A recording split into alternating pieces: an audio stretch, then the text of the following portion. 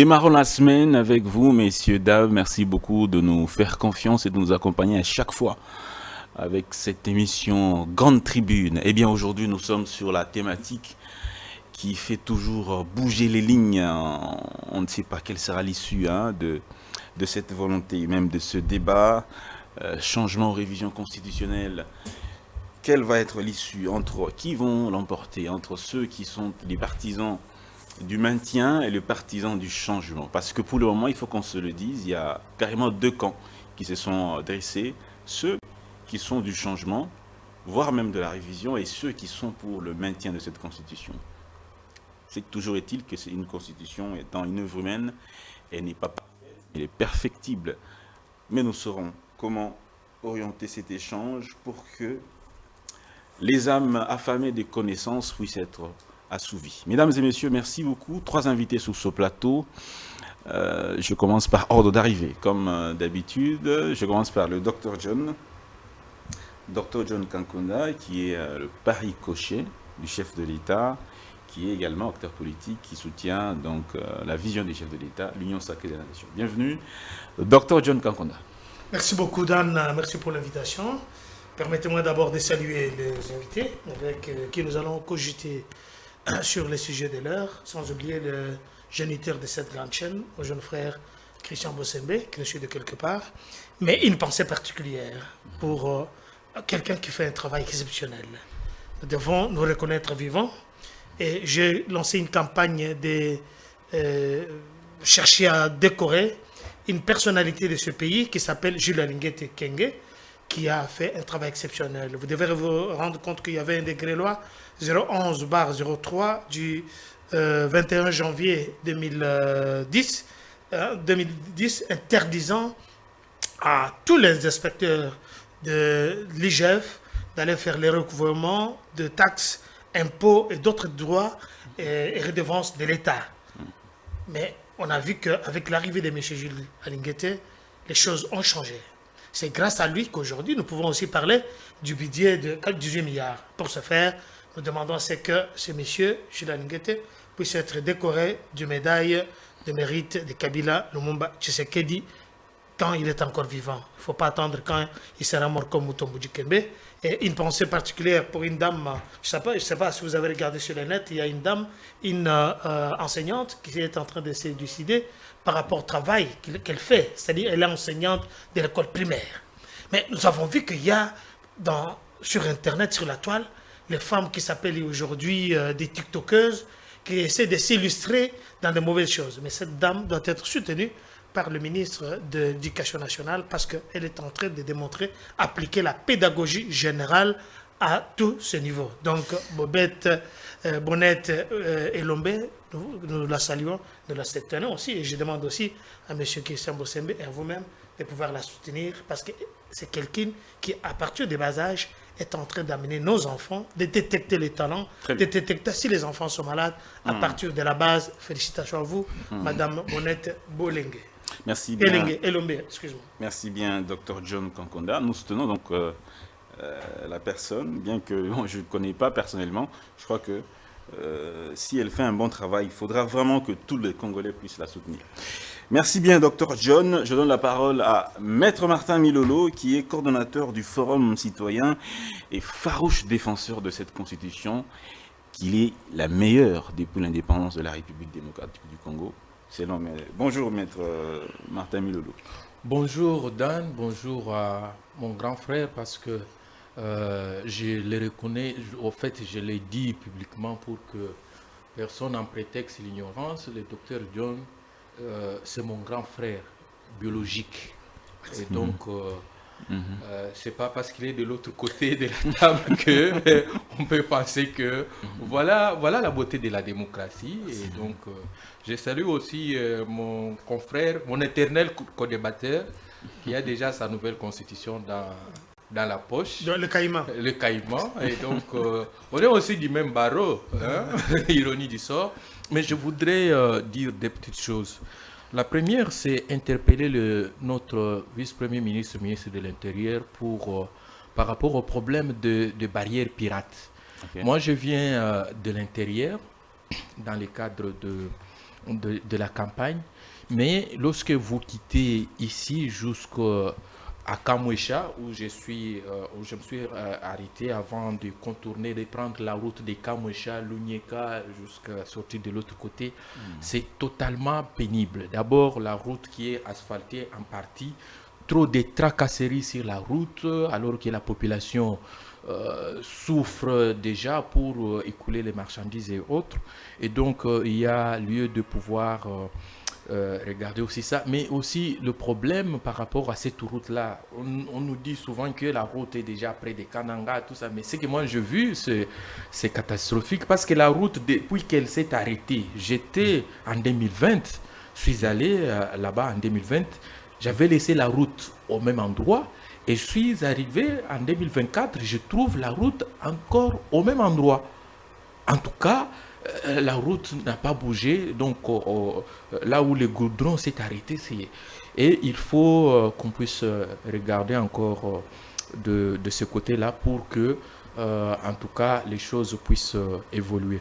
Je finis par dire que la constitution actuelle n'est pas la meilleure depuis l'indépendance. C'est depuis l'existence du Congo en tant que Congo, depuis 1885.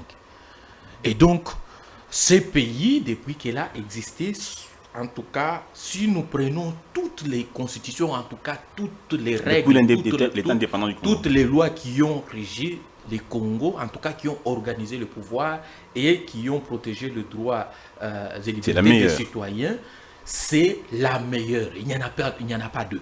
Et donc, on peut aller en détail, mais retenez déjà que depuis 1885, pas avant au niveau de l'indépendance. Et donc, c'est la plus meilleure. Et le risque que, si on la perd, dans les contextes tels que nous sommes en train de voir comme ça, si on la perd, nous risquons de commettre une erreur grave qu'on ne saura probablement pas réparer. Merci bien. Maître Godefroy Ilunga, qui est également, lui qui est défenseur du changement de cette constitution. Il va avancer ses arguments. Il est avocat, chercheur, analyste des questions d'actualité. Merci beaucoup de nous faire encore cet honneur de participer à cette émission. Merci bien, chère dame. Je suis toujours, comme j'ai dit, c'est toujours un plaisir lorsque j'entends au téléphone Dan me dire demain nous allons avoir quelque chose. En tout cas, ça me fait énormément de la joie. Voilà. Et également, c'est un plaisir de partager ce plateau avec mon estimé confrère Maître Martin Milolo. Il a dit qu'il est mon éternel co-débatteur, et c'est vrai. Il soutient le maintien de la Constitution, il a ses raisons, je crois que c'est démocratique. Moi, je suis pour le changement. Et je ne pense pas, je ne suis pas du même avis que lui. Si sur le plan peut-être des droits humains, comme il est dit, c'est la meilleure, mais il n'a pas parlé de ce qui est de la protection, n'est-ce pas, des intérêts nationaux. Là, il n'a pas, je crois qu'il aura le temps de nous démontrer que cette constitution est la meilleure. Donc, je crois que ce sera un bon débat, comme toujours. Et nous aurons à démontrer que cette constitution ne mérite pas qu'elle soit maintenue. Merci bien, Maître Martin Milolo. On va prendre quelques réactions en rapport avec cette thématique. On prendra d'abord Olivier Kamitatou qui dit ceci: la constitution congolaise sous laquelle Félix Tshisekedi a prêté serment était une œuvre étrangère. C'est un mensonge. Les réalités congolaises ont bel et bien été rencontrées dans cette constitution dont le fondement est l'accord global inclusif de décembre 2002, cet accord global et inclusif qui a permis à la fois le retour de la paix dans le pays et la réunification de celui-ci. Les réalités congolaises d'il y a 20 ans, le peuple congolais souffrait déjà sans eau, sans route, sans électricité. Les réalités d'il y a 20 ans, sont les mêmes réalités que nous connaissons aujourd'hui. Ça, c'est M. Kamitatou Olivier, article 217 de la Constitution qui parle de souveraineté. Au sujet donc de cet article, le professeur Augustin Mampouya dit ce qui suit: tous ceux qui sont contre cet article sont ignorants. Il démontre une certaine ignorance, il dit même ignorance pure. Pour lui, cette disposition n'est pas de la Constitution de 2006. La Constitution de 2006 l'a hérité de la tradition constitutionnelle congolaise. C'est une disposition qui remonte à la Constitution de 1967. où l'article 69 de cette constitution de 67 disait carrément renvoyait carrément à la même réalité. Et le professeur Bob Kabamba qui a également réagi, qui a dit que changer la constitution, c'est opérer un coup d'État constitutionnel. Les réactions sont venues un peu de partout. On va peut-être se limiter là.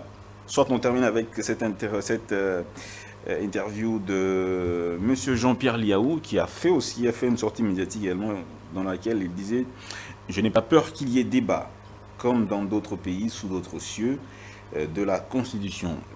Pourquoi pas un changement? Ce n'est pas un tabou.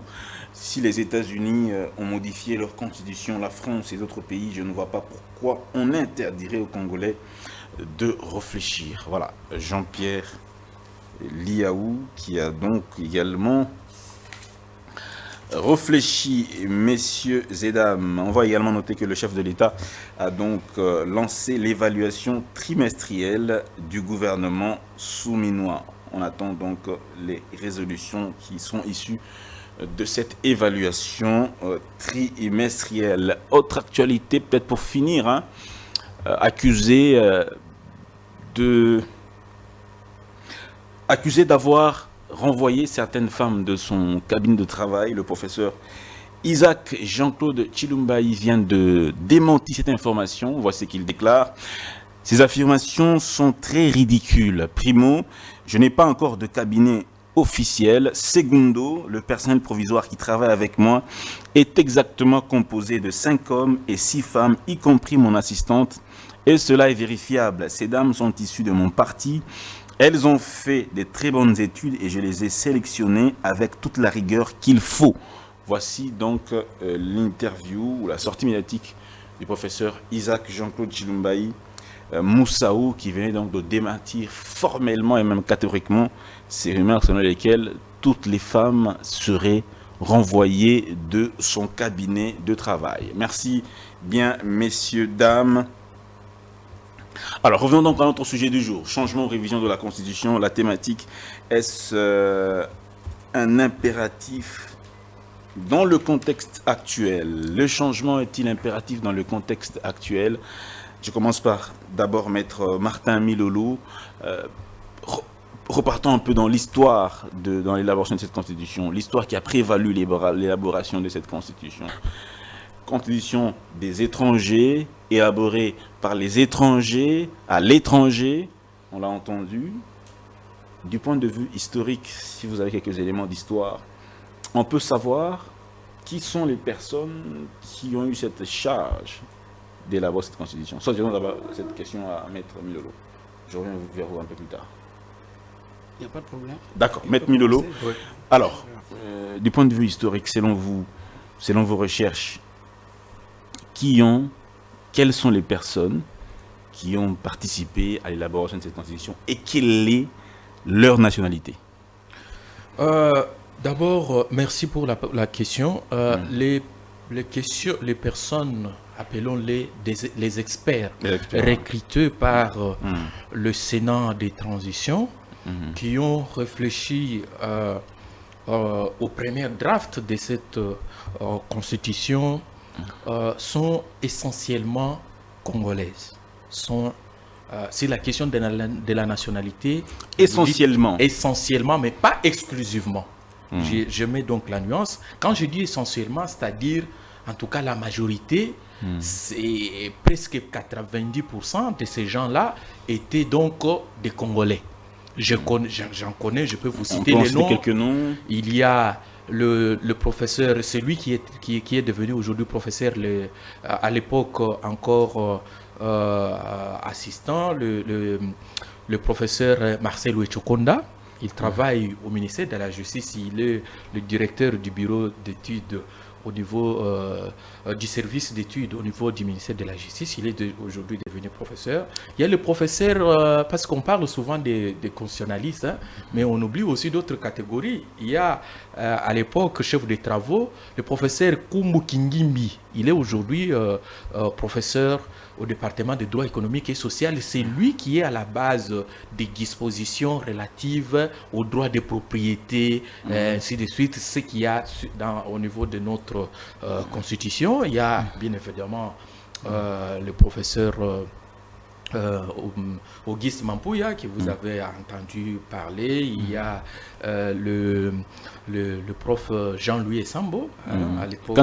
Kangaché, aujourd'hui conseiller spécial du chef de l'État, et qui avaient même eu des débats avec certains acteurs politiques sur ce qu'on devrait avoir par rapport à la justice constitutionnelle. Est-ce qu'on devrait avoir une cour constitutionnelle ou un conseil constitutionnel, alors que le débat a finalement été penché au niveau de la cour constitutionnelle, parce que la cour a plus de pouvoir qu'un conseil.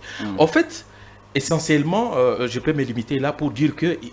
Mais il y avait quand même des consultants étrangers. Il y avait des consultants étrangers qui étaient, en tout cas, mis en contribution pour... donner leur expérience par rapport à ce qu'ils ont vécu dans leur pays. Il y a donc les Sénégalais qu'on avait cités, le prof Mbodj, que j'ai rencontré à Dakar. Il y a le prof Bob Kabamba, bien évidemment, même si Bob Kabamba est belge, a été naturalisé belge, mais c'est quand même un Congolais, mais on les prend sous cette casquette-là parce qu'il était... quels sont les étrangers qui ont pris part? Vous avez une idée? Oui, je suis en train de vous parler. Ella Mbodj. Il y a le professeur Bob Kabamba, il y a un autre expert qui était, en tout cas, je pense qu'il était ancien juge à la Cour constitutionnelle du Bénin, qui ont été, en tout cas, appelés comme des consultants, étant des consultants, mais le travail a été fait essentiellement par les Congolais. Et la première réunion... En toute indépendance d'esprit. En toute indépendance d'esprit, parce qu'il n'y avait aucune force extérieure qui dictait que, voilà, on pouvait... Je vais vous révéler quelque chose. Il y a même une structure de l'Union européenne qui avait proposé d'appuyer l'équipe de l'expert, la mobilité, tout ça, avec un financement pour leur faciliter le travail. Cet argent a été refusé. Ça a été refusé. Par le gouvernement congolais? Par le Sénat, qui a refusé cet argent, que voilà, nous voulons qu'il y ait de l'indépendance, ainsi de suite. Et donc, il peut y avoir certains conseillers venus de gauche à droite, mais rien et absolument rien n'est venu de l'extérieur. Aucune influence, aucune puissance, aucune entité n'a dicté aux Congolais ce qu'ils devraient mettre dans le draft de la Constitution. Et je vais citer pour vous dire que c'est à Kisangani en 2003 exactement, où il y a eu la première réunion de ces gens dont je vous cite. Les travaux préparatoires existent. J'ai contribué aux commentaires de la Constitution, article par article, dirigé par le Centre d'études sur l'état des droits en République démocratique du Congo, CREDA, qui existe ici. Et on a eu accès aux travaux préparatoires sur les dispositions que vous avez, chacune des dispositions. Et lorsque le prof Mampouya vous dit que cette disposition-là de l'article 217, ce n'est pas une invention de l'actuelle Constitution, il vous dit la vérité. D'accord. Et il y a plusieurs dispositions comme ça qui sont... Merci bien. Dans cette constitution. Merci bien, maître. Je passe la parole à Dr John Kankunda. Je pensais Dr John, comme ça. je vais vous passer, ne vous répète pas. Dr John, votre réaction par rapport à, d'abord, aux experts qui ont participé à l'élaboration de cette constitution, des Congolais, des étrangers, soit des Congolais qui étaient manipulés. Quelle est votre vérité par rapport à ça? Merci beaucoup, Dan. J'ai compris la difficulté que mon cher frère Milola pour défendre l'indéfendable. C'est vrai, il a rencontré le professeur Mbodj au Sénégal, c'est très bien. Mais vous devez savoir qu'en 2003, Kabila était toujours dictateur. il y avait un Sénat de fait. D'abord, quand vous appelez les experts, c'est qui les experts? La Constitution n'est pas un domaine privilégié réservé aux juristes. C'est-à-dire, nous avons ici droit aux essayistes. Nous avons besoin des anthropologues. Nous avons besoin des sociologues. Nous avons besoin de tous ces gens pour réfléchir ensemble. Et puis, les juristes, il faut mettre ça en musique. Je ferme la parenthèse. Quand nous revenons dans les contextes dont Maître Milo est en train de nous dire ici, vous comprendrez que Kabila, dictateur, il prend le pouvoir par les armes, il nomme le député à l'Assemblée nationale, il nomme le sénateur. Ce sont eux, ces gens-là, sans aucun mandat du peuple, ils lancent le référendum. Le référendum. Très bien. Je suis d'accord avec vous. Je reviens. Vous m'avez posé une question très importante. Je vous lis les noms de personnes qui ont contribué.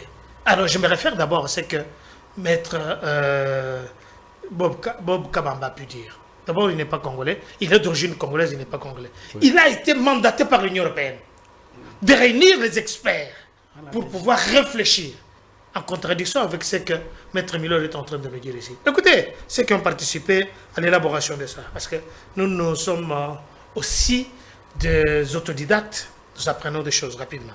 Nous avons le professeur Bob Kabamba, nous avons Belge, Bofai, J.R.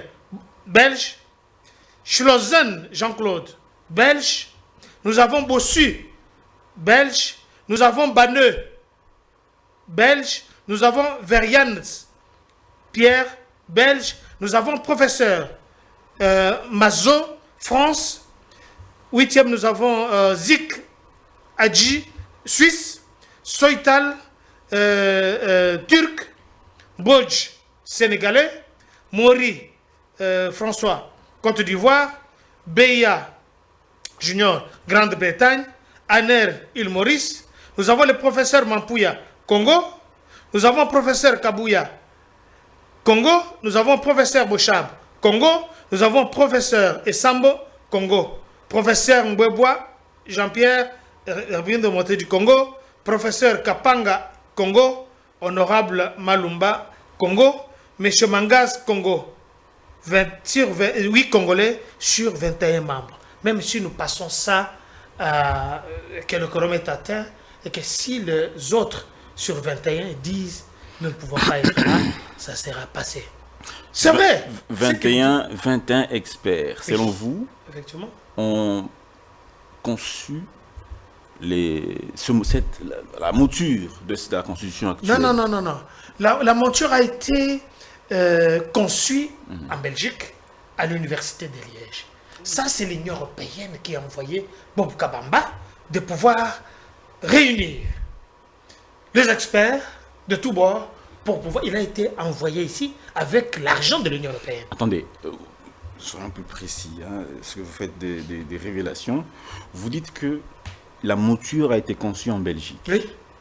Par l'Union européenne. Par les étudiants de l'Université de Liège, parce que c'était la mission qu'on a donnée à M. Bob Kabamba pour qu'il puisse réunir, avoir une ébauche de la Constitution. À quelle date? Mais c'était en 2002, 2003, quand ils sont venus ici, parce que vous avez dit qu'en 2003, ils étaient à Kisangani. Mais quand le professeur Bob Kabamba est venu ici, je ne sais pas si vous l'avez suivi dans d'autres chaînes de télévision.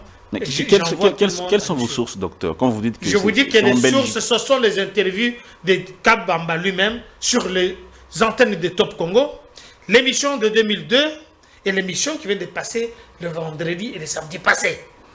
Je ne suis pas en contradiction avec moi. Non, Bob Kabamba a dit que la mouture était conçue en Belgique. Mais on l'a donné la mission de constituer, de faire l'ébauche, de réunir les experts. Et ça, c'est l'Union européenne qui a donné la mission. Non, Bob Kabamba a dit que cette mouture a été conçue en Belgique. Mais je vous répète la même chose. Oui. Vous me posez la question 5 fois, je vous réponds la même réponse. Depuis 2022, Thierry Kambundi, Christian Chakoueno l'avait interviewé.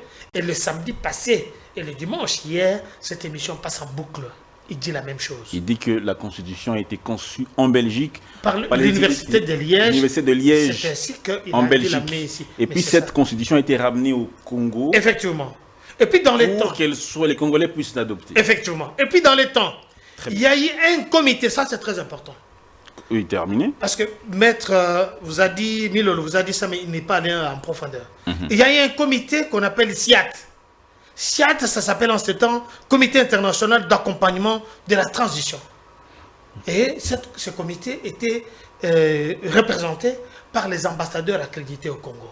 Et c'est tous ces ambassadeurs-là qui avaient la lourde tâche de soutenir. Ce sont eux qui dirigeaient la République entre-temps. Très bien, merci bien, Dr John Kankunda. Je repasse la parole à Maître Godefroid Ilunga. La même question. Qui ont conçu cette constitution? Vous savez, mon cher Dan, et de quelle nationalité était-il? On ne peut pas tricher avec l'histoire. N'est-ce pas? Je crois, lorsque mon estimé confrère d'en face était en train de parler, vous ne lui avez pas demandé quelles étaient les sources de ce qu'il est en train de dire. Parce qu'il a dit des choses invraisemblables. Heureusement, quand vous posez la question de savoir quelles sont les sources de ce que mon frère à côté de moi est en train de dire, moi j'ai la vidéo de Bob Kabamba, j'en ai ici. Elle est sur la toile aujourd'hui. Bob Kabamba, dont il a cité le nom et qu'il le reconnaît comme ayant participé à la rédaction de la Constitution, nous a expliqué le contexte le contexte historique, n'est-ce pas, la rédaction de cette Constitution.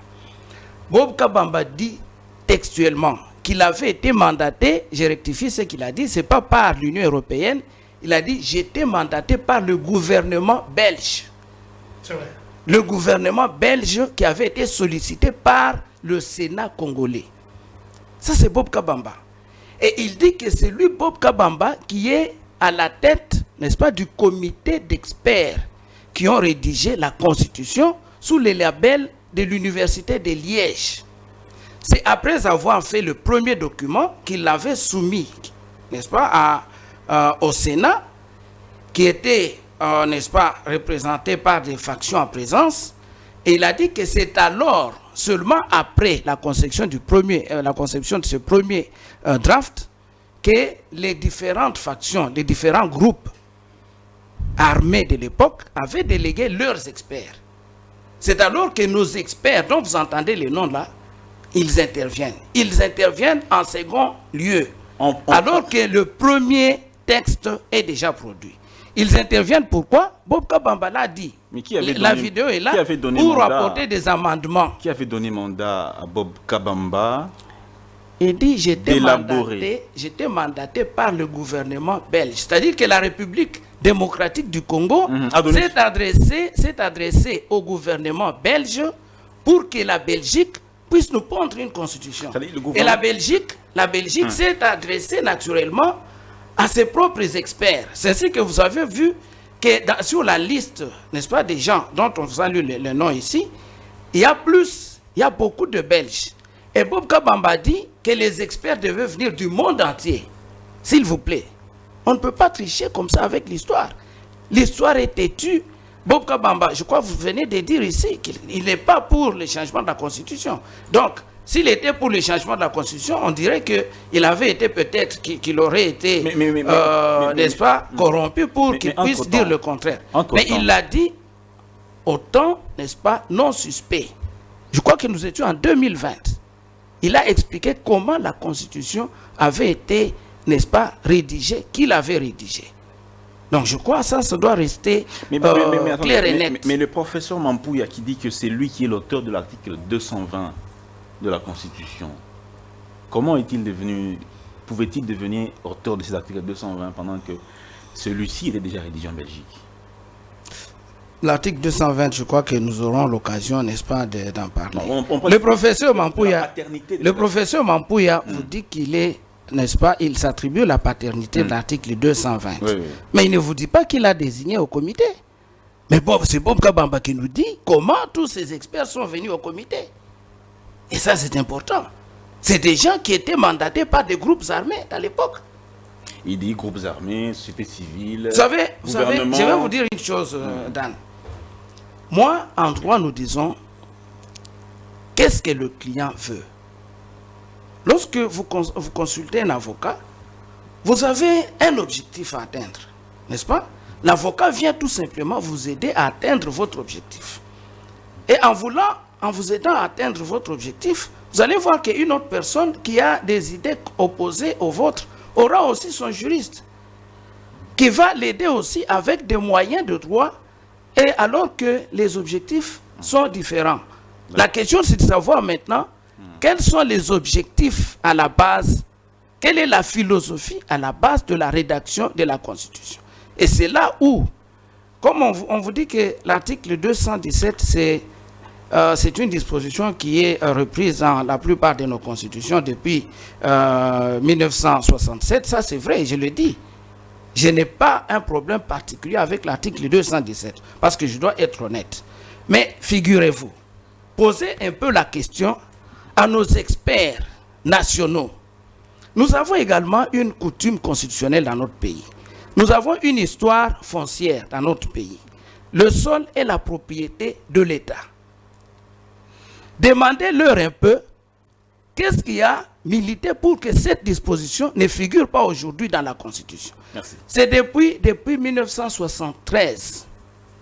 Et là, le contexte, c'est que le président Mobutu, arrivé au pouvoir, il a constaté qu'il y avait des étrangers qui s'étaient emparés des pans entiers du territoire national.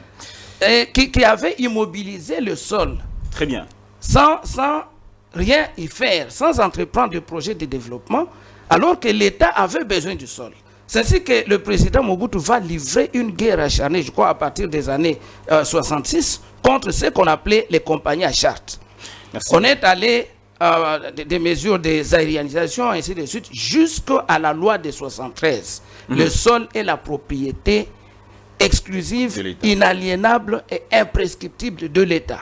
Avec comme corollaire que les particuliers ne peuvent avoir sur le sol que des droits particuliers appelés concessions. Très bien, merci bien. Donc, on ne peut pas concevoir qu'un particulier puisse avoir la propriété privée du sol. Très bien. Mais aujourd'hui, avec ce qu'ils ont mis dans la Constitution, que mon estimé confrère estime être la meilleure, qu'ils vous disent un peu quelles sont les implications et pourquoi en est-on arrivé là. Merci bien, Maître Godefroid Ilunga Lusuna. Voilà, je connais bien votre nom complet. Maître Martin Milolo, comment vous allez? Pour la deuxième fois, il y a une vérité historique à restituer à notre population qui nous suit. Les professeurs ou les experts qui ont participé à l'élaboration de cette constitution ont été mandatés. C'était des mandatés. Ils répondaient aux besoins du mandant, ceux qui mandataient. J'aimerais que vous puissiez d'abord répondre à vos co-débatteurs sur la paternité de cette constitution. Bob Kabamba, selon ce qu'ils viennent de dire, ils disent même preuve à l'appui. Il a conçu cette constitution au nom du gouvernement belge, parce que le gouvernement congolais avait demandé au gouvernement belge de concevoir la constitution du Congo et de aider les Congolais à avoir une nouvelle constitution. Alors, vous avez la parole. Oui, merci beaucoup. Mais il y a des choses aussi lesquelles je voulais revenir, mais ce n'est pas grave. Je suis d'accord avec le docteur John, mon grand frère, pour dire que la Constitution n'est pas essentiellement une œuvre de constitutionnalistes. Ça, c'est une vérité, il faut donc l'admettre. Et même cette Constitution n'est pas essentiellement l'œuvre de juristes, parce que la Constitution, c'est la loi fondamentale d'un pays. Il y a beaucoup de dimensions qui entrent en ligne de compte, la dimension anthropologique, sociologique et même philosophique. Et donc ça, c'est un fait. Et le Parlement nommé par le président Kabila, je mets des réserves parce que ce Parlement est issu des composantes et entités qui sont sortis du dialogue intercongolais, qui ont composé ces parlements-là. Et donc, ce n'était pas une nomination d'un individu, de quelqu'un qui a dit, voilà, je nomme tel.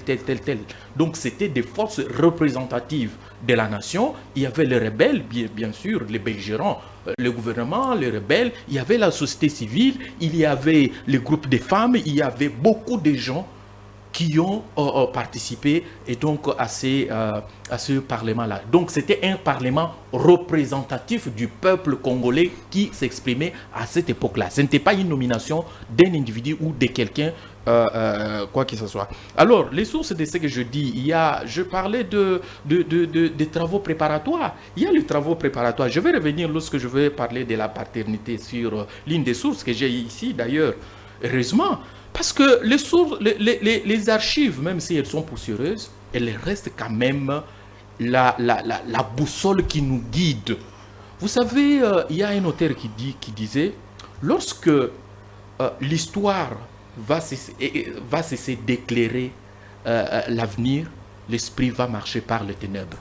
Nous devons regarder dans notre histoire, et notre histoire est vraiment riche.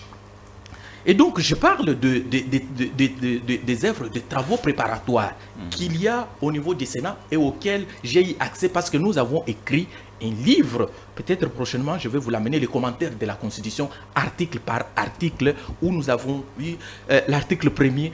Quelle est sa source? Ça sort d'où?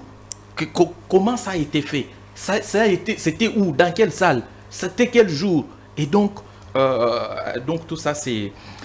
la question de Bob Kabamba, moi j'aurais voulu qu'on dise que non, voilà, c'est le gouvernement belge qui a... Mais à la fin on vous dit que le gouvernement congolais, tantôt le gouvernement congolais, mais moi je vous dis, c'est la question de la Constitution, la mission a été donnée au Sénat. C'est le Sénat qui conduisait en tout cas le processus. Et ici je vais encore restaurer une vérité historique. Dans le monde entier, et je mets au défi quiconque, qu'on me montre une constitution, une seule constitution, commençant par la première constitution écrite, la constitution américaine de 1787, qu'il y ait une constitution où il y a des gens qui ont participé aux élections pour être votés, voilà, ils sont élus et qui se transforment pour rédiger une autre constitution. Ça a toujours été les forces représentatives de l'État à un moment donné qui désignent des gens pour rédiger la Constitution. Partout au monde, ça n'a jamais été des gens qui sont désignés par des élections. On a voté les gens et puis on a élu. Ça, c'est totalement faux. Et jamais à défi quiconque me montre une telle Constitution.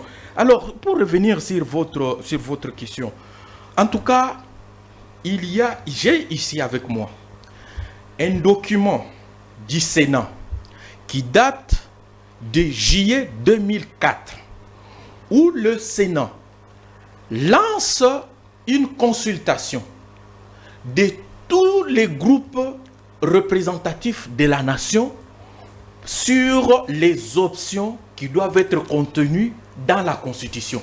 On vous parle ici... Qui signe ce document? Je vais vous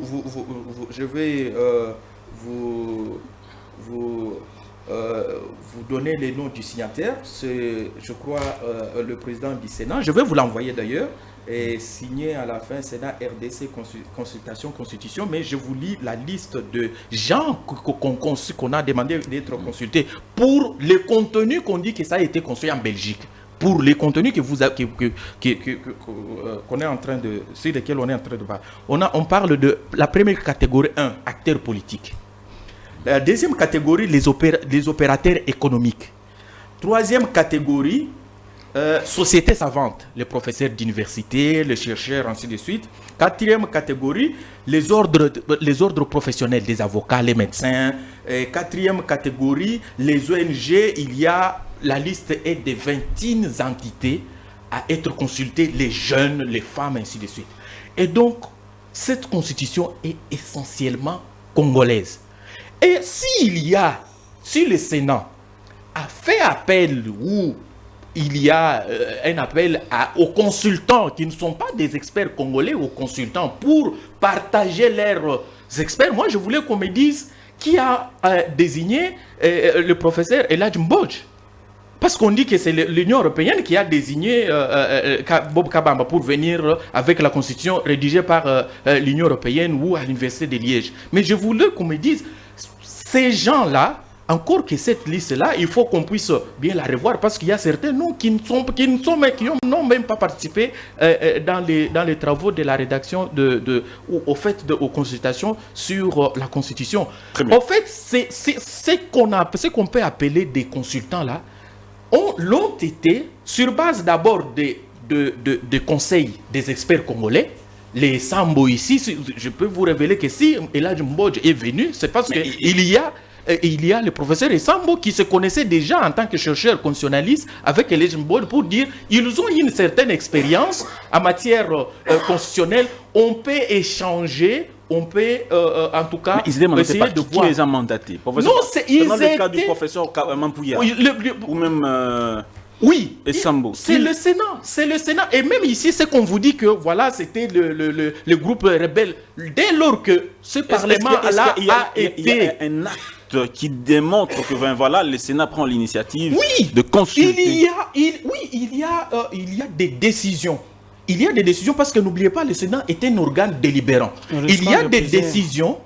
des décisions qui ont été adoptées sous forme de résolution d'abord, pour mettre en place l'équipe des experts là, pour lancer ces consultations là, et même les questions qu'a posées. Je peux vous lire certaines des questions. Même les questions à poser dans ces consultations-là sont bien définies pour que les gens ne divaguent pas. Bien. Il y a la question, par exemple, sur la forme de l'État qui a été... Et donc, je voulais finir avec la question de Bob Kabam pour que ça ne puisse pas mettre la diversion. S'il a été, c'est à l'invitation du Parlement, du Sénat congolais dans toute souveraineté, pas sous l'influence d'une Union européenne. Il n'a pas été mandaté par la Belgique. Il n'a pas été mandaté par la Belgique parce que c'est il vient de l'université de Liège. Oui, il enseigne quelque part. À Liège. Il enseigne à Liège et donc c'est le Sénat qui l'a appelé comme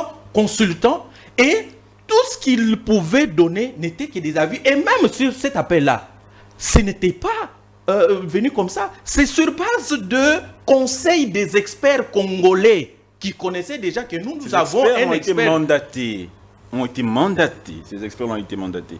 Qui les a mandatés, ces experts? C'est le Sénat.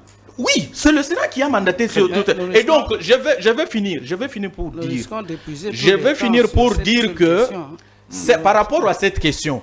Moi, je vous dis que les experts ont été essentiellement des Congolais et les autres sont des consultants invités par le Sénat dans la souveraineté et il n'y a ni une organisation internationale, ni un pays, ni un gouvernement qui s'est imposé pour dire que nous avons une constitution, voilà, adoptée. Mais à la fin, lorsque cette constitution, parce que tout ce qu'il y a eu avant n'était pas une constitution. C'était des drafts, c'était des projets, c'était juste des moutures. Merci bien. Dès lors que nous sommes arrivés au référendum, quel que soit ce qui s'était passé, dès lors que nous sommes passés au référendum et le peuple s'est prononcé à 85%, et la souveraineté étant un pouvoir inconditionné, le peuple s'est approprié de cette constitution. On ne peut en aucun cas parler d'une quelconque constitution des étrangers ou de qui que ce soit parce que c'est l'œuvre, parce que le peuple en se prononçant, c'est celui qu'on appelle le pouvoir constituant originaire. Dr. John Et donc, Kankonda, cette constitution est essentiellement congolaise. Merci bien, Dr. John Kankonda. Merci bien, Maître Martin Milolo. On a compris, pour vous, c'est le Sénat qui est la pièce qui était au cœur de l'élaboration de cette constitution du point de vue historique. Bon, il faut qu'on avance quand même, hein. Il faut qu'on avance, on ne va pas rester sur cet aspect historique. En 2 minutes, qu'est-ce qu'on retient du point de vue historique? Mais Dan Zeng, en deuxième prise de parole, Maître Martin a pris au moins 6 minutes. Vous nous donnez 2 minutes. Je dis 2 minutes pour conclure cet aspect historique et parler. Non, mais je n'ai pas à conclure, je lui dis seulement, je le renvoie à ce qui est vrai et véridique, qu'il aille suivre l'émission de Bob Kabamba, qui dit qu'il a été mandaté par la Belgique sous l'égide de Louis Michel. Et vous savez ce que Louis Michel a fait dans ce pays? Et dans ce temps-là, il y a eu la SIAT. La SIAT, prérogative, c'était quoi? Et vous rappelez-vous ici que le contexte d'antan n'est pas le même contexte actuellement. Un pays qui a été humilié depuis très longtemps, je vous demande de prendre un peu un verre d'eau. Buvez, ça va vous aider à rafraîchir la mémoire. Non, Imaginez vous, les grands frères, je vais boire, mais allez-y. c'est pas pour accepter. Ça me fait plaisir. Moi, je suis pragmatique. Rappelez-vous que dans les temps, nous étions humiliés. 1 plus 4. D'où ça venait? Quand vous nous parlez d'un Sénat, c'est bien de parler des Sénats. Ce Sénat, est-ce que même ils étaient élus par qui? Les députés, vous êtes un juriste, vous êtes un procédurier. Alors, revenons à la conférence nationale souveraine. Parce qu'il y a eu aussi des résolutions. Pourquoi Kabila, vous ne revenez pas là où Kabila a pris le pouvoir par les armes? Un putsch. C'est un putschiste qui appelle la population au référendum. Et ici, quand vous devez suivre le professeur Matadjouamba Djawamba, le bâtonnier, il dit ceci. L'article 220 ne peut être possible que sur le voie référendaire. Mais je vous reviens sur l'article 218. Nous savons que ce n'est pas l'opposition. Ce n'est pas, ne touchez pas à ma constitution qui va aider à quoi que ce soit. L'idée et l'initiative du changement, de révision constitutionnelle appartient au chef de l'État, au président de la République, comme au gouvernement de la République réuni comment ils vont en conseil des ministres. De deux, il y a deux chambres, le Sénat et l'Assemblée nationale. De trois, c'est une pétition de 5000 personnes. Dans ça, je ne vois pas, on cite Katumbi, on ne cite pas, et touchez pas ma constitution. Même l'opposition est méconnue dans cette constitution dont vous êtes en train de parler.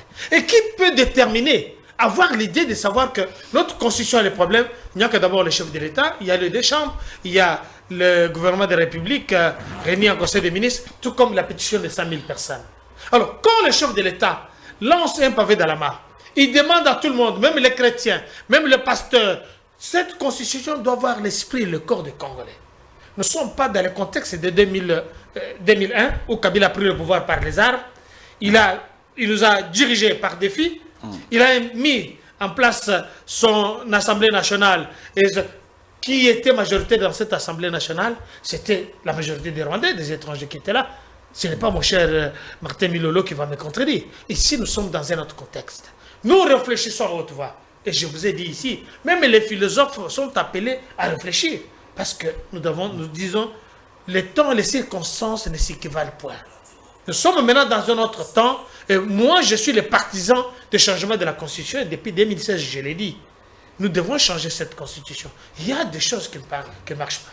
Même l'article 217, où nous devons céder une partie de notre souveraineté pour l'affaire africaine. Mais quand vous lisez l'article, la Constitution de 1964, de Loulabo, vous verrez que cet article n'est pas verrouillé. Il n'est pas verrouillé, comme c'était dans les temps de 1964, de la Constitution de 1964. Ici, nous voulons réfléchir à haute voix. Je suis partisan du changement purement et simplement de cette constitution et je ne vois pas ce que ça fait peur. Vous ne voyez pas comment cette constitution Mobutu fait peur. a révisé la constitution plus de 16 fois. Kabila le père, 4 fois. Kabila le fils, plus de 3 fois. Il y a des lois constitutionnelles que Kabila a dit changer dans cette... Ça n'a pas fait. Les mois, il n'y a que l'UDPS dans des temps qui s'est mis dehors pour dire...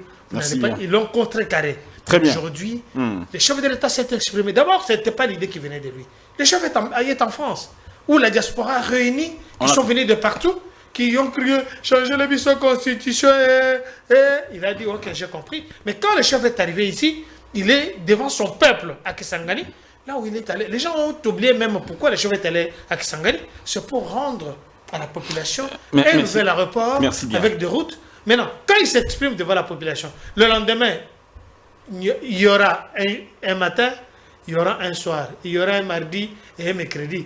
On n'a pas vu. Et l'opposition qui est maintenant sur l'étoile, inefficace, doit descendre sur terre. Donc, je suis parmi les gens qui demandent à ce que cette constitution de belligérants, où Bob Kabambadi, l'ébauche a été faite à Liège, où j'étais même à Liège. Quand la constitution a été... Non. Quand il a parlé de ça, moi je suis allé à Liège pour poser des questions. Ce sont des jeunes, c'est une humiliation, vous comprenez? Des jeunes de l'université de Liège, ce sont eux qui doivent réfléchir. Nous avons une Kim, nous avons une Ilou, nous avons une Kiss, nous avons... Mais écoutez, Comment ces jeunes-là, par rapport à leur réflexion, l'esprit et le corps, Yambo Kanabamou, chez eux, la Belgique a combien d'autoroutes? Plus de 6 millions d'autoroutes. Et la Belgique et la France. Comment expliquer que ces gens-là doivent venir réfléchir et qui leur donne le subside? C'est Louis Michel, que nous connaissons, qu'il était le parrain de Kabila. Merci bien, Dr John Kankunda. À vous entendre parler, on déduit ou on déduira que le Congo n'était pas associé, souverain ou associé. Le Congo a laissé son pouvoir entre les mains des autres pour pouvoir lui imposer son texte qui, du reste, ne serait pas adapté aux réalités congolaises actuellement. Maître Godefroy Lunga, on va aller dans les questions d'ordre juridique. Hein. Quand est-ce qu'on peut parler d'un coup d'État constitutionnel? Dan, je ne voudrais pas d'abord me poser sur des questions de contexte historique, parce que ça, c'est la vidéo de Bob Kabamba. Je vous dis qu'elle circule sur la toile. Bob Kabamba a expliqué tout le contexte. Mais celui qui apparaît là, c'est pas Bob Kabamba, c'est quelqu'un d'autre. Bon, non. Peut-être avant, vous êtes trompé des vidéos. Non, c'est la même vidéo, je la connais bien. Je la connais. Lui est intervenu après et son intervention, on l'a même amputée. Si vous suivez, vous allez voir qu'elle ne continue pas. Mais on a pris les termes de Bob Kabamba. Il a tout expliqué. Le contexte est clair. Bob Kabamba est le président. C'est lui qui a présidé le comité, le fameux comité dont on nous parle. Et Bob Kabamba dit que ça s'est fait en 2 temps. C'est pour cela que quand on dit que c'est rédigé en terre étrangère, le premier texte, c'est en Belgique. Et Bob Kabamba est le président du comité de rédaction. De Belgique. Constitué essentiellement et sous le label de l'Université de Liège, des experts de la Belgique et de ceux venus du monde entier. Ça, c'est Bob Kabamba qui le dit. Allez lui poser la question. Aujourd'hui, il est en train de parler d'un coup d'État constitutionnel. Un coup d'État constitutionnel, comme pour dire que c'est le pouvoir de l'État, n'est-ce pas, au sein de l'État, qui prend le pouvoir contrairement à ce qui est dans la Constitution, en violation de la Constitution. Donc c'est ce que Bob Kabamba est en train, changer la Constitution, c'est un coup d'État. Pour lui, changer la Constitution, ce serait un coup d'État parce que vous êtes un pouvoir constitutionnel, vous ne pouvez pas, n'est-ce pas, arriver à qu'est-ce que je vais dire, faire disparaître la Constitution, abroger la Constitution sur laquelle vous êtes assis. Donc ce serait de scier la branche sur laquelle vous êtes assis. Mais ce n'est pas ça le problème. Je vais arriver. C'est quoi le problème? Au fameux coup d'État dont il est question. Bob Kabamba qui nous dit aujourd'hui que c'est un changement, c'est un coup d'État constitutionnel. Dans cette vidéo ici, on lui a posé la question de savoir quel était le contexte dans lequel on a rédigé la Constitution.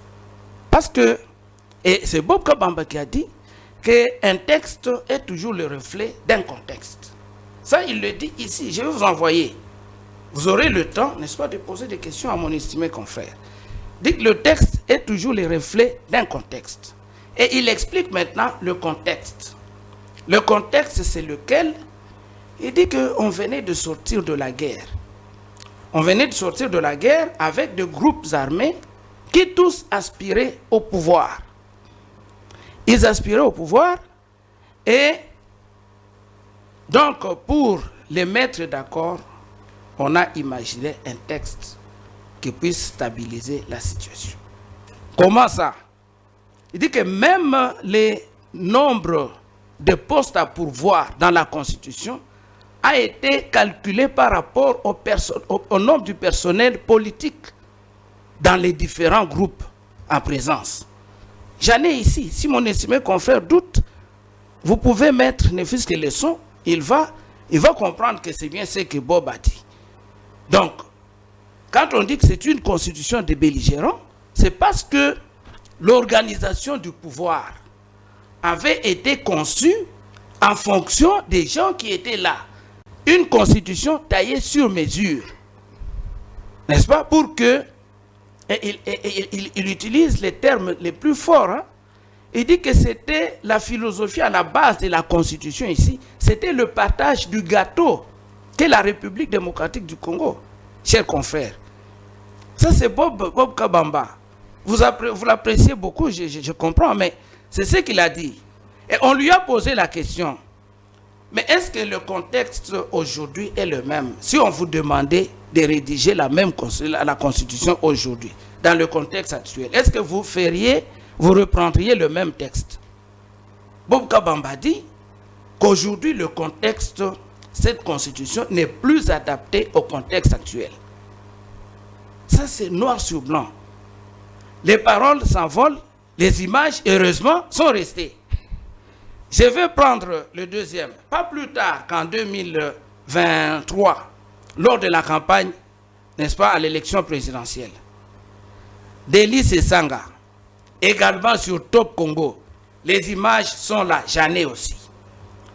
Denis Sesanga dit qu'il voulait reprendre son projet du changement de la Constitution. Et il a parlé de quoi? Il dit que, figurez-vous qu'avec la Constitution que nous avons, c'est aussi un juriste, c'est un avocat. Je crois qu'on n'ira pas, n'est-ce pas, les... Son secrétaire général parlait plutôt d'une volonté de révision constitutionnelle, pas de changement de il a parlé de la révision constitutionnelle, mais de quelle disposition? C'est là la question. Lui dit, la Constitution que nous avons actuellement, et ça j'en ai parlé à plusieurs reprises, la Constitution que nous avons, avec la Constitution que nous avons aujourd'hui, une fois que le président est élu, ça vous prend 6 à 9 mois avant que nous ayons un gouvernement. Et dit que cette durée-là, combinée sur 5 mandats, cela fera que nous aurons perdu tout un mandat du président de la République. Ça, c'est Denis Sesanga. Aujourd'hui, posez-lui la question, qu'est-ce qu'il dit de ce qu'il avait dit l'autre fois? Alors, je me pose la question finalement. Comment est-ce que les intellectuels congolais peuvent changer aussi facilement?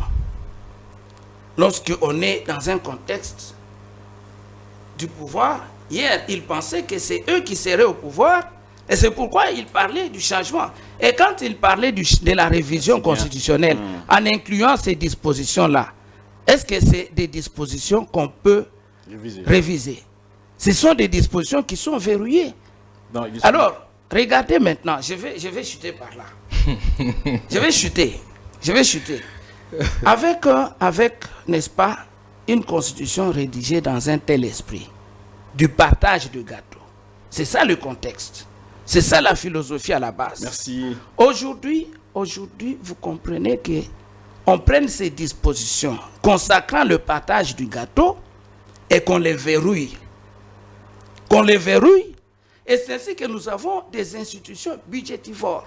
Merci et bien. les fantasques, qu'on vous dise non, on ne peut plus les toucher parce qu'elles sont verrouillées. Merci bien, Maître Godefroid Ilunga. On va finir avec Maître Martin Milolo et puis on va donner la parole à chacun pour conclure rapidement. On est en train d'aller vers 13h. Donc, bientôt, ça sera les minutes de l'émission qui vont s'épuiser. Je donne la parole à Maître Martin Milolo, avec qui va nous dire maintenant, parce qu'il a dit, il a sorti une déclaration très forte qui choque certains. Il a dit que cette constitution, c'est la meilleure constitution depuis que le Congo est Congo, depuis que le Congo existe. Puis la conférence de Berlin en 1885. Maître Milolo, je vous repose la même question. Qu'est-ce qui rend cette constitution meilleure que les autres constitutions qui ont précédé celle-ci? Merci. Ce qui rend, si j'ai le temps, je reviendrai sur ce qui est dit parce qu'il y a des choses qu'il faut essayer un peu de revenir avec. Ce qui rend, Vous avez 5 minutes, oui. Ce qui rend, bon, vous constatez que je réponds aux deux prises de parole, c'est pas grave. Ce qui rend cette constitution la plus meilleure de l'histoire, c'est d'abord, sa mode de production. Cette constitution est le fruit du référendum du 18 au 19 décembre 2005 par le peuple congolais. Dès lors que le peuple congolais se prononce sur un texte, sur les institutions, c'est sacré, c'est ce qu'on appelle la souveraineté, qui est le pouvoir suprême, le pouvoir de faire et de dire... C'est la seule constitution depuis que le Congo est Congo qui passe par le référendum. Je vous donne d'abord la première source. Il y a aussi la constitution de 64 qui est passée par référendum. Mais je vous dis, par rapport le contenu de cette constitution, c'est une constitution qui rassemble la synthèse de notre histoire. Nous avons connu une histoire de l'occupation, de la traite, de la colonisation, de la dictature, ainsi de suite. Cette constitution, regardez son agencement, son architecture. Le titre premier parle de ce qu'est le Congo. Le titre deuxième parle de quoi? Des droits et libertés fondamentales. Et le titre 3 parle de l'organisation de pouvoir. Ça veut dire que même les institutions que nous avons ne sont pas plus fortes ou plus, en tout cas, importantes que les droits et libertés des citoyens. Ça veut dire que les pouvoirs sont mis en place pour servir les droits des citoyens. C'est ça la philosophie, c'est ça la logique. Et c'est même dit, vous avez la constitution, vous pouvez la consulter. Sur la question de l'organisation de pouvoir, nous avons connu dans notre histoire des régimes parlementaires qui nous ont conduits au problème parce que nous avons une crise en 1960 entre Lumumba et Kasavubu. Ça nous a conduit jusqu'au coup d'état de Mobutu. Nous avons Mobutu avec le régime présidentiel qu'il a instauré, qui a basculé dans le présidentialisme avec les 17 révisions de la Constitution du 24 juin 1967, la Constitution de la Deuxième République, qui instaurait un régime présidentiel qu'on veut encore nous proposer aujourd'hui, mais qui a basculé dans le présidentialisme avec notamment la révision du 15 août 1974 qui a instauré le MPR, parti-État. Et donc, c'est en prenant la symbiose de tout ça que la Constitution actuelle nous met en place un régime adapté d'un équilibre au niveau de l'exécutif. Nous avons d'une part le président de la République qui a certes beaucoup de pouvoir mais qui est limité. Parce qu'il y a un gouvernement qui doit conduire la politique de la nation et qui est sorti de la majorité parlementaire. Nous avons donc cet exécutif-là équilibré. Nous avons le Parlement qui constitue au fait le contre-pouvoir constitutionnel. Parce que la démocratie, souvenez-vous, tout ceci est mis en place dans un esprit démocratique parce que nous sommes une démocratie et la démocratie est placée et basée sur la séparation des pouvoirs telle que Montesquieu l'a préconisé dans l'esprit des lois et la séparation des pouvoirs préconise la limitation des pouvoirs. Et aujourd'hui, même lorsque j'ai entendu que celui qui doit connaître mieux la Constitution, c'est le président de la République, non, c'est la Cour constitutionnelle qui a la mission d'interpréter la Constitution et de connaître mieux la Constitution. Tout le monde peut lire la Constitution, mais celui qui a le pouvoir constitutionnel de dire que cette chose est bonne ou elle est mauvaise, c'est la Cour constitutionnelle qui a ce pouvoir-là constitutionnel. Et nous allons au niveau de la forme de l'État. Depuis l'indépendance, depuis tous ces temps, on avait des querelles entre les unitaristes et les fédéralistes, mais cette Constitution met en place une forme de l'État qui y a à la base, et le président l'a compris aujourd'hui, le président en initiant le projet des 145 territoires que j'applaudis, qui est un bon, il a voulu stimuler le développement à la base. Mais ce qu'ils sont en train de faire, non, voilà les écoles, les centres de santé, ce sont des choses que les provinces peuvent faire à partir de pouvoirs constitutionnels qui leur sont reconnus s'ils ont des moyens. Voilà pourquoi on a une forme de l'État équilibré qui est le régionalisme constitutionnel. Et donc, si vous regardez, quand je dis que c'est la meilleure des constitutions, il faut comparer par rapport à quelle autre constitution que nous avons connue. Si vous regardez lorsque nous sortons de la conférence de Berlin, nous sommes une propriété. Nous sommes comme cette bouteille d'eau que le roi des Belges pouvait en faire ce qu'il veut. Merci bien. Lorsque nous devenons la colonie belge, on a une même constitution avec la Belgique, la constitution belge de 1900, du XXe siècle. Lorsqu'on est indépendant, nous avons des lois fondamentales qui sont votées par le Parlement belge. La loi fondamentale du 9 mai 1960 et la loi fondamentale du 17 juin 1960 qui forment la première constitution. C'est qu'on a compris. Et donc, comme vous avez compris, essayez de lire je peux vous amener toutes ces constitutions-là pour comparer, pour voir ce qui est dans cette constitution et ce qui est dans d'autres. La question de Bob Kabamba, je ne vais pas qu'on puisse s'y éterniser. D'abord parce que Bob Kabamba n'est pas un constitutionnaliste. Et en plus, Bob Kabamba, pourquoi il peut s'attribuer la paternité de la constitution alors qu'il y a d'autres comme Mampouye qui vous a dit qu'il est auteur de l'article 220.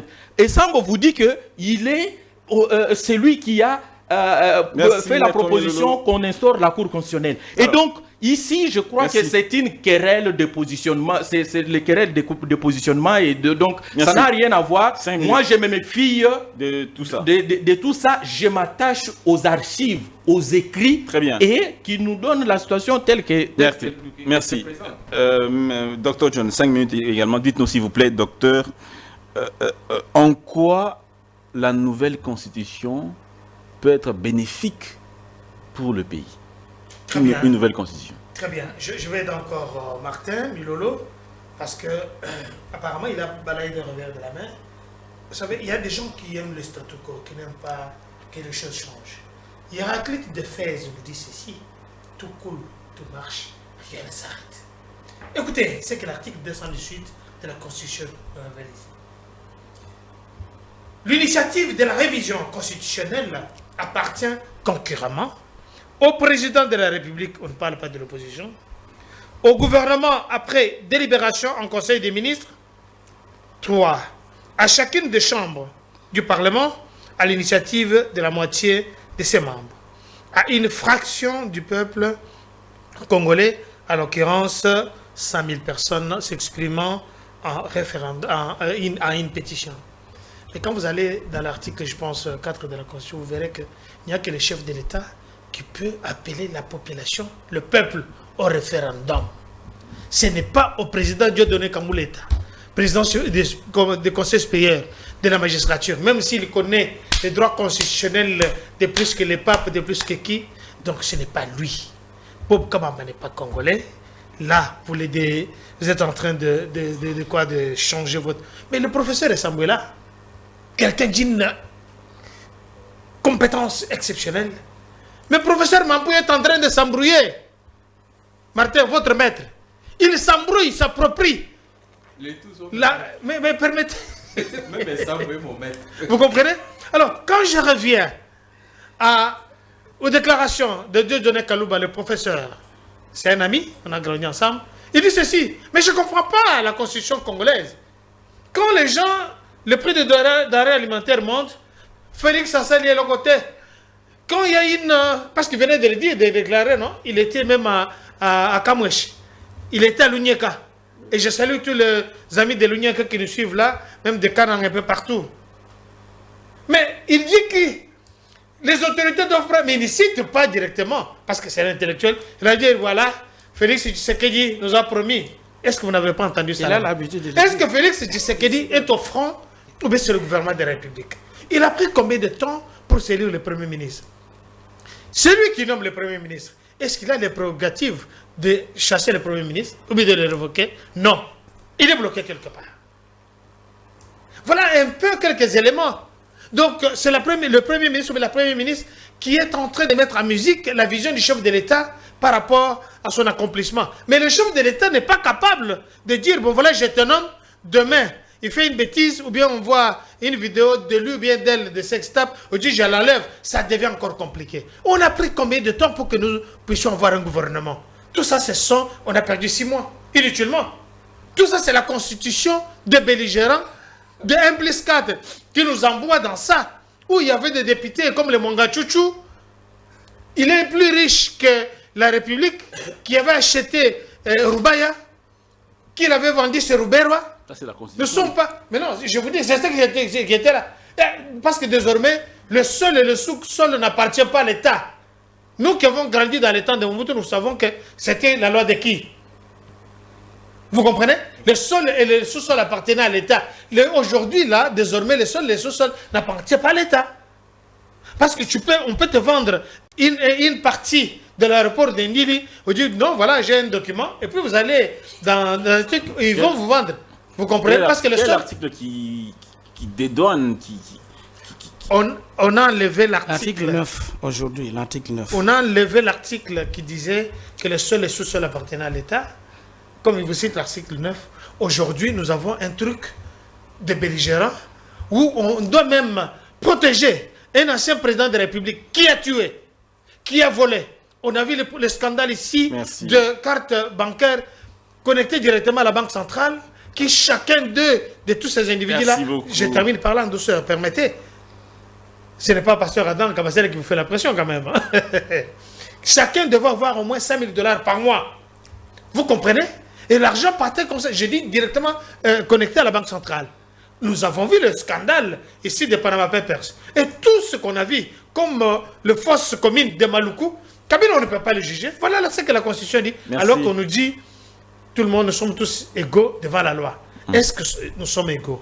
Avec cette Constitution, ça va permettre à ce que Félix Antoine puisse avoir les mains libres pour se dire, bon voilà, je nomme le gouverneur de telle place. On a vu ce qui s'est passé ici entre Ngobila et Godefroy à l'Assemblée provinciale de Kinshasa, à Pékin. Merci. Tout ça, c'est la Constitution qui empêche à ce que la République puisse aller de l'avant. J'ai dit. Merci bien, docteur.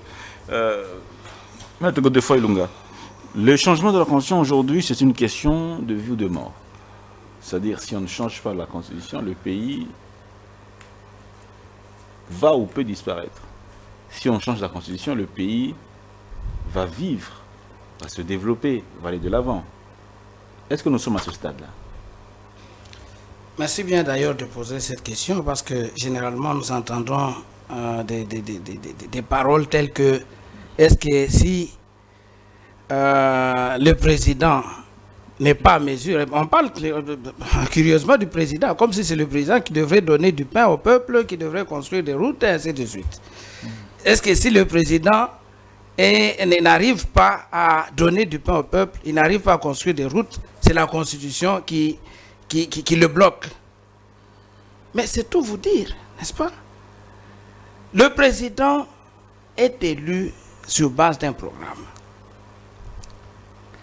Et il sera jugé à la fin de son mandat sur la même base. Mais lorsque vous entrez dans la Constitution, ce n'est pas le président qui en réalité gère au quotidien la politique de la nation. C'est le gouvernement. Le gouvernement, pas seulement qu'il gère, lorsque vous lisez l'article 91 de la Constitution, le gouvernement définit, ça c'est à la troisième personne du singulier, définit en concertation avec le président de la République la politique de la nation et en assume la responsabilité. Donc c'est le gouvernement, estimé confrère, qui définit la politique de la nation.